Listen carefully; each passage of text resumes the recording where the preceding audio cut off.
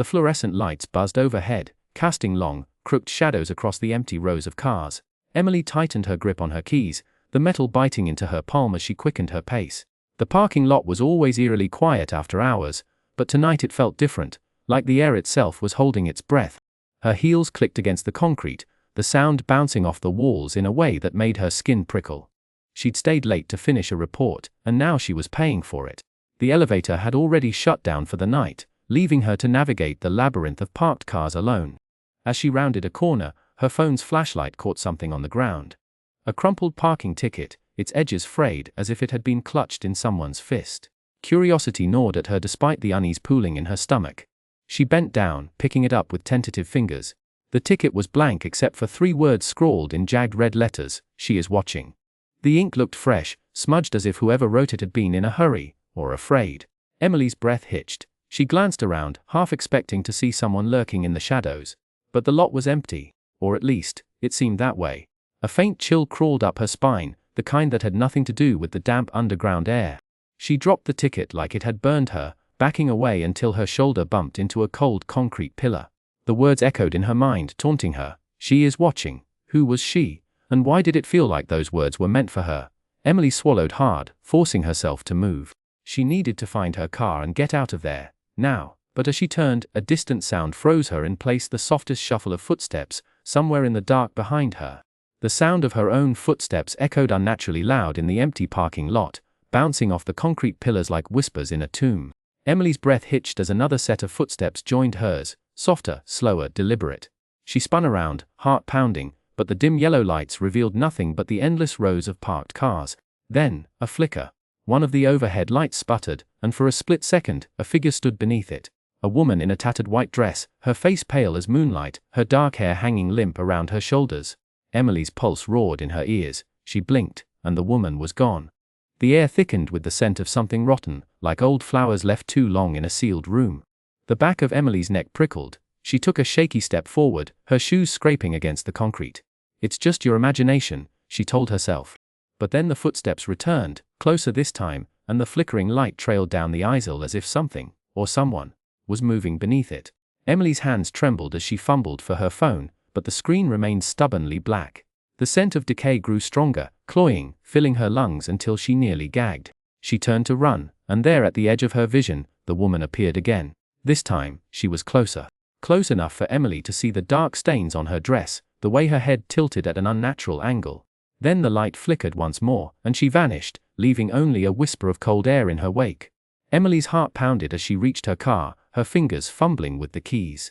The cold metal of the door handle sent a shiver down her spine as she yanked it open and slid into the driver's seat. She turned the key in the ignition, but the engine only sputtered weakly before dying with a pathetic groan. "No, no, no," she muttered, gripping the steering wheel as panic tightened its grip on her chest. The parking lot lights above her began to flicker erratically, casting jagged shadows across the concrete walls. Emily's breath hitched as the dim glow revealed a figure standing just a few paces away, the woman in white. This time, she was closer, close enough for Emily to see the hollow, sunken pits of her eyes and the dark stains splattered across her tattered dress. The air grew thick with the scent of something rotten, like damp earth and old blood. Emily's pulse roared in her ears as she frantically turned the key again, her hands shaking. The car remained silent. The woman tilted her head, her mouth stretching into a grotesque smile that didn't reach her lifeless eyes. A whisper, barely audible, slithered through the air, "You can't leave." Then, with a final, violent flicker, the lights cut out entirely. Darkness swallowed the parking lot, pressing in on Emily like a suffocating blanket. She could hear slow, deliberate footsteps approaching. Tap, tap, tap. Each one sending a fresh wave of terror through her. The scent of decay grew stronger, filling the car. Emily squeezed her eyes shut, praying for the lights to return. But when they did, she knew the woman would be right outside her window. The darkness pressed in around Emily, thick and suffocating. The parking lot had become a void, the flickering lights now completely extinguished, leaving her stranded in an abyss. Her breath came in shallow gasps as she fumbled for her phone, but the screen remained black, refusing to turn. Then, the whispers began. At first, they were faint like the rustle of distant leaves, but they grew louder, more insistent. Voices overlapped, murmuring fragments of a story of pain and betrayal. Emily strained to listen, her heart pounding. The words painted a gruesome picture to hit and run years ago. A woman in a white dress left to die on the cold concrete. The driver had fled, leaving her broken and alone. The whispers grew sharper, more accusatory. "She never got justice," one voice hissed. "As she waits for them, for you." Emily shuddered as the air grew colder, the scent of decay stronger. The ghost wasn't just haunting the parking lot, she was hunting. Hunting for the one who had taken her life. A faint glow appeared in the distance, illuminating the outline of the woman in white. Her hollow eyes locked onto Emily, her blood-stained dress swaying as if caught in an unseen wind. The whispers rose to a crescendo, chanting the victim's final moments, the agony of her last breath. Emily's legs trembled, her instincts screaming at her to run, but the darkness held her captive. The woman's lips didn't move, yet Emily heard her voice clearly in her mind. "You left me. You let me die." Tears welled in Emily's eyes. She didn't understand, she hadn't been there. But the ghost didn't care. The whispers grew louder, the woman drifting closer, her skeletal fingers twitching as she reached out.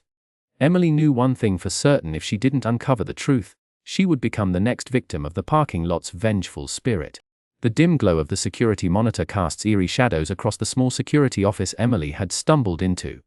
The grainy footage on the screen shows a woman in a white dress, her face contorted in terror as a shadowy figure forces her into a corner of the parking lot. The violent struggle is over in seconds, the woman collapsing to the ground as the figure flees. A cold sweat breaks out on Emily's forehead as she realizes she's just witnessed the woman's final moments. The screen suddenly fizzles to black, plunging the room into silence.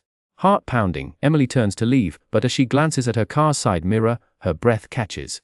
Her reflection isn't her own. The face staring back is the woman from the footage, pale, hollow-eyed, lips parted in a silent scream. Emily stumbles back, but the reflection doesn't move. Then, slowly, the woman's hand rises, pressing against the glass from the other side. The mirror cracks with a sickening snap. The glass splinters outward as bone, thin fingers claw through, grasping at the air. Emily barely has time to scream before the woman's other arm follows, her entire torso twisting unnaturally as she pulls herself free. The ghost's dress is tattered, stained with old blood, and her empty eyes lock onto Emily with chilling intensity. A rattling breath escapes her as she reaches forward, skeletal fingers curling around Emily's wrist. The touch is ice cold, sending a wave of paralyzing dread through her body. Emily jerks away, but the ghost doesn't let go. Instead she leans in, her lips brushing Emily's ear as a single, whispered word escapes as you. Both the world around them seems to warp, the parking lot dissolving into darkness. For a heartbeat, Emily swears she feels the woman's pain, her fear, her rage, as if it were her own. Then, just as suddenly, the grip on her wrist tightens, pulling her toward the shattered mirror. The glass gleams like liquid, and Emily knows, if she's dragged through, she'll never return. Emily's breath came in ragged gasps as she frantically searched for an escape in the flickering darkness of the parking lot. The whispers grew louder, wrapping around her like a suffocating fog. Suddenly, the flickering security feed from an old monitor caught her eye. The grainy footage showed a brutal scene, a woman in a white dress, her face twisted in terror as a shadowy figure struck her down. The resemblance between Emily and the attacker was uncanny. Same sharp features, same dark hair, even the same piercing green eyes. A bone-chilling realization dawned on Emily. The ghost wasn't just after anyone, she was after her. The woman in white appeared again, her hollow eyes locking onto Emily's, her bloodied fingers twitching as if reliving the moment of her murder. Emily's vision blurred as the ghost forced her to witness the night of the attack. The cold pavement beneath the woman's body, the glint of a blade, the final, desperate screams echoing off concrete walls. It was overwhelming, as if the memories had been shoved into her own mind. Emily stumbled back, shaking her head.